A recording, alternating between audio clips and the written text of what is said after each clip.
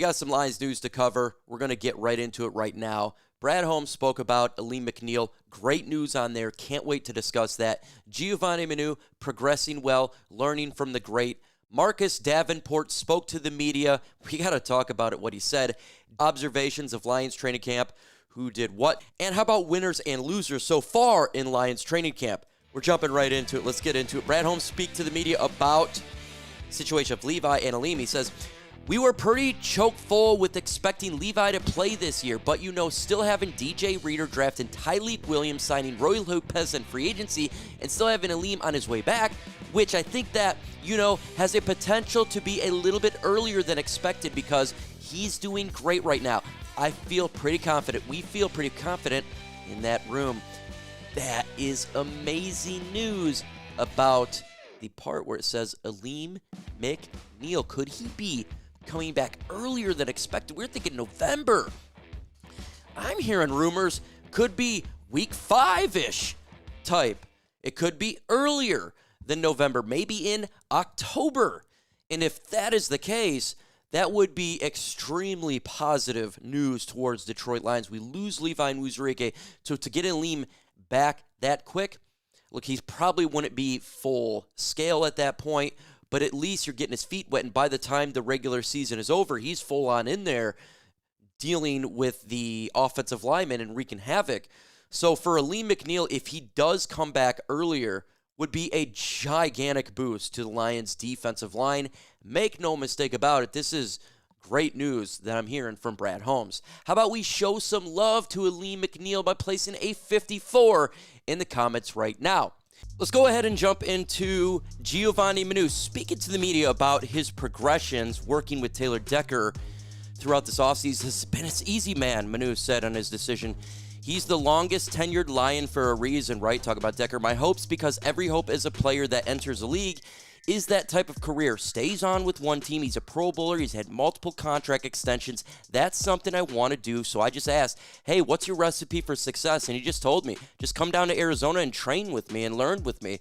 And that was a no-brainer. He says, I got to learn so much from him, Manu said, on his time with Arizona and Decker. In terms of him, like outside here, we've talked about the non-football stuff, just football stuff too.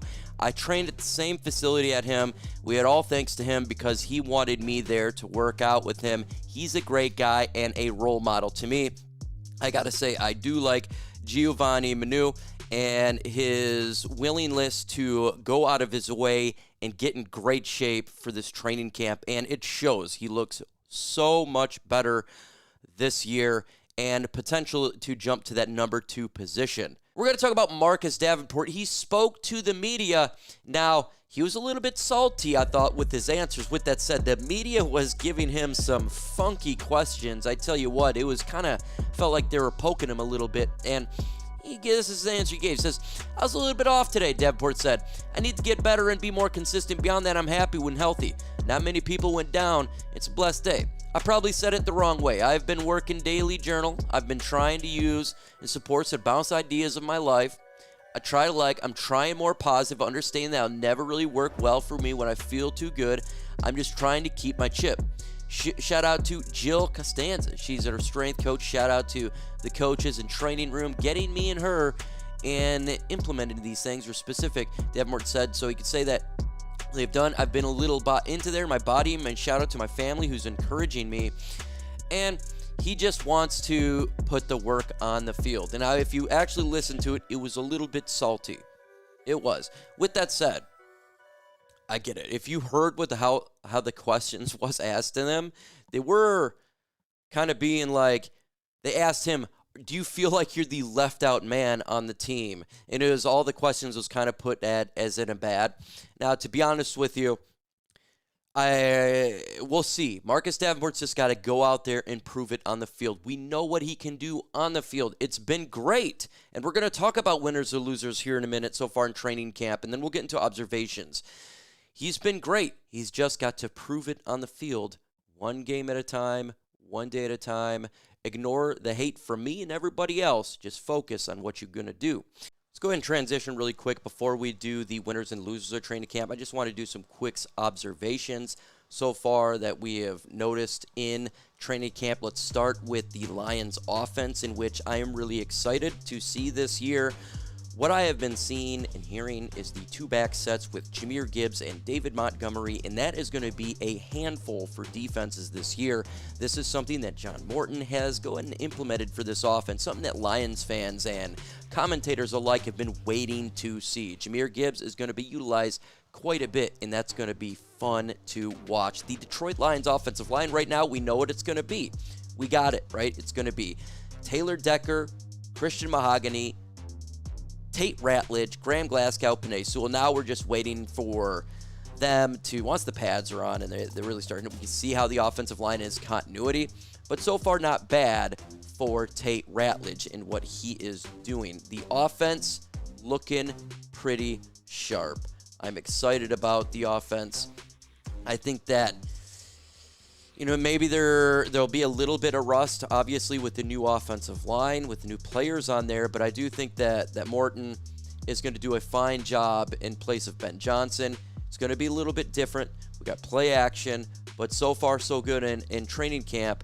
Yeah, Jared Goff got picked off by Terrion Arnold because Terrion Arnold is making plays, and he's taking that second-year jump, and that's what we're seeing right now on defense is Terrion Arnold really doing a good job. He really put his head in the book, and he is clearly much better with his hands, and he's making plays. Interception from Jared Goff. That was a really good play. Marcus Davenport's exploded. He has been phenomenal. I think the defensive secondary is going to be really good. We just got to wait when the pads come on for us really to understand the defense. Yes, we're seeing pressures and stuff right now, but understand that the pads are not on. But before we get into the winners, I got a question for you. Name me one winner so far that you have in Detroit Lions training camp. One name. So with the observations out the way, let's go ahead and talk about for what I see from the winners and losers after 4 days of training camp. How about OTAs and mini camps? We're just put them all together, and this is what I got. 5 winners, 5 losers. My first loser here is Broderick Martin, with a lot of injuries to the Detroit Lions defensive line. And I mean, we got a lot. Joshua Pascal, Levi Muzurike, Alim McNeill, Makai Wingo, Roy Lopez, a little bit dinged up. He's got to step up, and still he has not. He's at the bottom of the depth chart. You're hearing nothing, no progression from Broderick Martin. Well, again, I came into the season thinking he wasn't going to make the team. And even with injuries, it's looking like that's going to be the case. And if he can't break anything now with all these injuries, all of them that we have on this team, when is it going to happen? Next loser on my list is Alex Anzalone. He didn't get, so far, the contract he would like to get. He did the interview yesterday. He is not happy, a little bit sour that he's not got a contract extension. He believes the work that he's done on the field deserves a pay raise, and I must say I concur with him on that. He hasn't practiced yet, dealing with a hamstring injury. So right now, he's a loser. Well, with that said, folks, this one you don't have to worry about. This is just training camp. Alex Anzalone is a stud. Now, it could be, if they don't give him an extension, it could be the end of the line, because Dan Campbell said that Jack Campbell is going to be the middle linebacker. He's going to be taking this defense over. So, for the future of Alex Anzalone, a little bit in question. We don't really know at this moment. But right now, he's not getting the money. He's not on the field. How can you put him as a winner? But don't worry about the future. Maurice Norris, safety.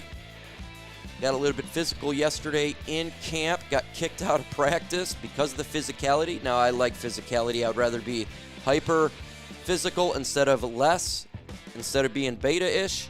So that is cool. But the reason he's also a loser on this list is the depth right now at the safety position is excellent. And there is actually a couple of young players that is coming up right now, in the safety position, undrafted guys that can get it done. And that's something he's got to worry about, right? So he's got Ian Keenely. He's coming in there and getting it done, right? You got to deal with Dan Jackson, who the Lions drafted, Lauren Strickland.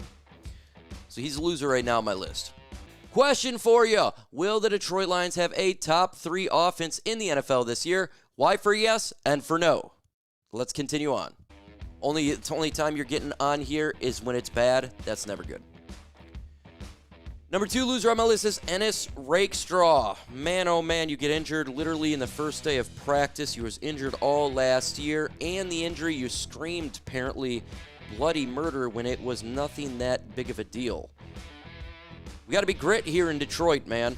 I understand that maybe it hurt at the moment, but we have got to get you on the field. You have got to do it. You didn't do it last year. You got to do it this year. Got to get on there and start making some plays. Number 1 is all the significant injuries right now. Alim McNeill, Makai Wingo, Joshua Pascal. We're just putting it all in there. Injuries. That is the biggest loser because it's devastating the Lions. Like, injuries are always going to be the loser. It's terrible for a football team. It is not good to have this, and especially right now when the team is trying to win a Super Bowl. Let's go ahead.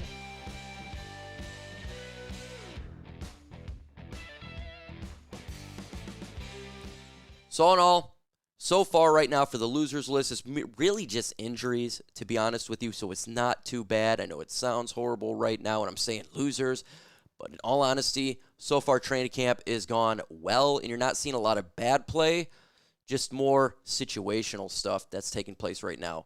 Now let's do the more fun one, right? The one that we all like. Let's talk about the winners, the players right now who are doing really good in training camp, who are excelling and going in the right direction.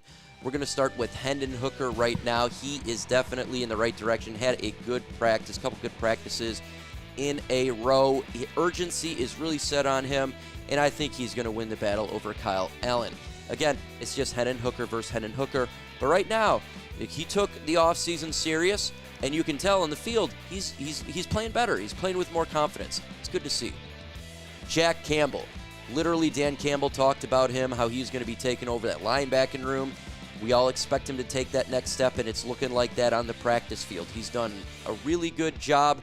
Now, again, we're not got into the bang-bang practice, but so far, he's done good. And I can't wait to see when the pads are on, and he's mauling folks. Number 3 here is Jameson Williams. He's had a phenomenal camp so far. Just doing really good. Gained 5 pounds before coming in. He has been lighting up the defense. He's been everything. I fully expect him to explode this year. I fully expect him to be a playmaker again, but even more. Not only that, he's taken more of a role as a leader. If you hear him speak, he's definitely matured. He is a massive winner so far on my list. Terrion Arnold. My God, he had a great day in practice yesterday. Had a good one again. He's continued to get better and better. Terrion Arnold with the interception over Jared Goff. One hand versus St. Brown. He's more vocal leader this year. Progressions. A lot of people was poo-pooing on Terrion Arnold. I wasn't too worried. I thought he'd progress this year as he was progressing throughout the season last year, and it's showing.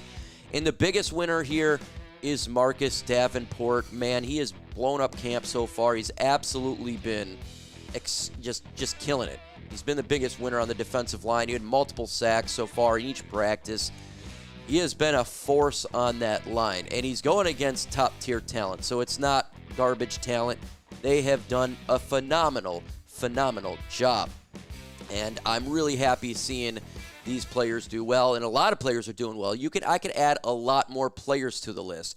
We got Nate Lynn. We can add Keith Cooper. There's Ukwu, right? There's folks that are having a pretty good camp right now, and that's a good darn thing. Anyways, give me your thoughts about today's Lions winners, losers, observations, and news. Give me your thoughts in the comments. It's all on you. With that said, folks, adios.